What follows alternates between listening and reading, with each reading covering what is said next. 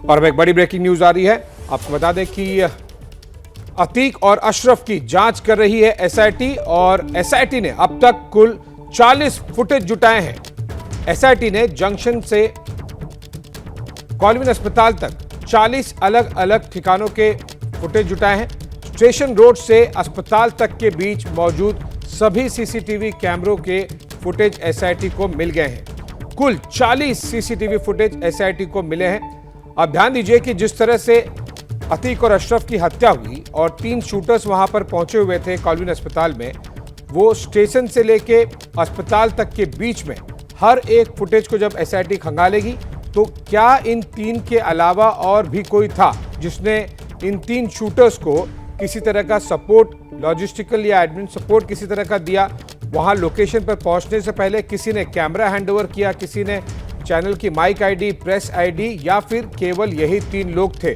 किस तरह से ये रेकी कर रहे थे, इन सभी चीजों को लेकर 40 अलग अलग सीसीटीवी फुटेज को खंगाला जा रहा है और एसआईटी इसे जरूर इस्तेमाल करेगी एक तरह से रिक्रिएशन करने में। जो पूरा का पूरा एक क्राइम सीन है उसे रिकंस्ट्रक्ट भी किया जा सकेगा। और इस पर ज्यादा जानकारी के लिए हमारे साथ में सहयोगी वरुण जैन लाइव जुड़ गए हैं।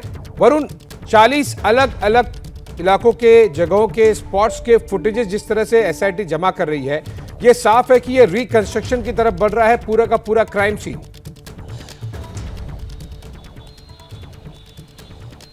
देखिए, बिल्कुल एसआईटी ने अब अपनी जांच भी शुरू कर दी है।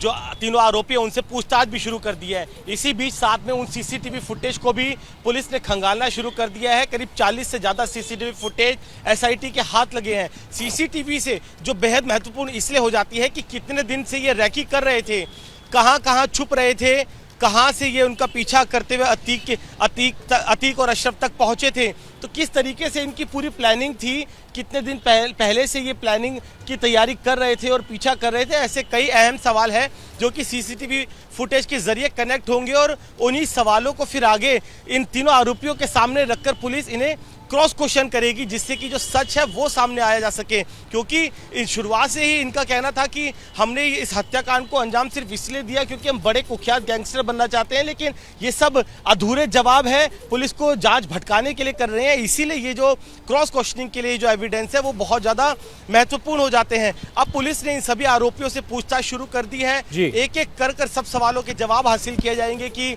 तीनों की जो मुलाकात थी सबसे पहले कहाँ हुई, कहाँ इन्होंने प्लानिंग करी, किसने पिस्टल दी, कहाँ से पैसे आया, किस दिन प्रयागराज पहुंचे, किस दिन से ये अतीक और अशरफ का पीछा कर रहे थे, क्या इनका मोटिव है, आखिर वो बाकी 2 लोग जो फरार चल रहे हैं उनके हाइड आउट्स कहाँ हो सकते थे। इनकी कॉल रिकॉर्डिंग इनके सामने रखी जाएगी कि आप लगातार इन 3-4 दिन से इन लोगों के संपर्क में क्यों थे। ऐसे कई सवाल हैं जो अब इनके सामने क्रॉस क्वेश्चन भी किया जाएगा। तीनों को भी आमने सामने बैठाया जाएगा, तीनों से भी अलग अलग पूछताछ की जाएगी, जिससे पूरी कॉन्स्पिरेसी है वो अनर्थ हो सके। जी, नो डाउट वरुण, एविडेंस और अक्यूज दोनों के बीच में जिस तरह से अक्यूज जो तीनों शूटर्स हैं वो बयान दे रहे हैं, क्या कुछ वो कह रहे हैं, वो एविडेंस यानी कि जिस तरह के 40 सीसीटीवी फुटेज कोरैबोरेट किए जाएंगे। एक और दिलचस्प चीज जो आज से शुरू हो जाएगी वो है इन तीनों शूटर्स की पुलिस रिमांड। क्या इन तीनों शूटर्स को आमने सामने बिठाकर क्रॉस क्वेश्चनिंग या फिर अलग अलग क्वेश्चनिंग की जा रही ताकि तीनों की जो कहानियां हैं वो कोरैबोरेट हो, मिलती जुलती है नहीं, ये वाले स्टेप्स ऑलरेडी कर लिए गए हैं? देखिए, बिल्कुल पुलिस ने अलग अलग चरण बनाए हैं। अभी पहले स्टेप में तीनों से अलग अलग पूछताछ की जा रही है। 3 टीमें बनी हुई है, तीनों को अलग अलग बैठाकर इनसे पूछताछ की जा रही है। अभी एक इसमें लंबा समय लगा है, 4 घंटे 5 घंटे और एक लंबा समय लग सकता है।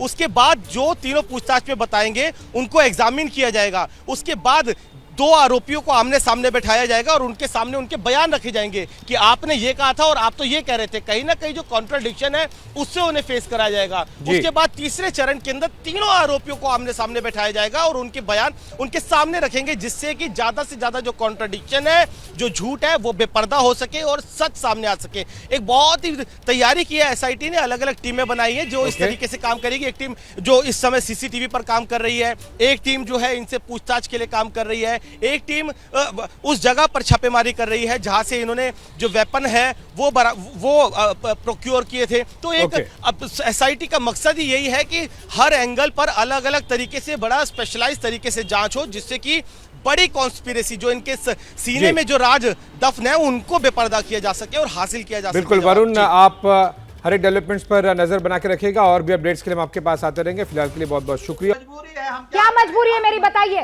मैं अभी आपको बताती हूँ कि मैंने ओए होए होए होए होए, नमकीन के चटकारे लेते हुए टकटकी मार के डिबेट शो को पॉज रिपीट कर कर के देख रहे हैं जोगिंदर जी। इनकी तरह आप भी देखें अपनी फेवरेट डिबेट्स को रिपीट कर और डाउनलोड कीजिए एबीपी लाइव ऐप अपने स्मार्ट टीवी पर।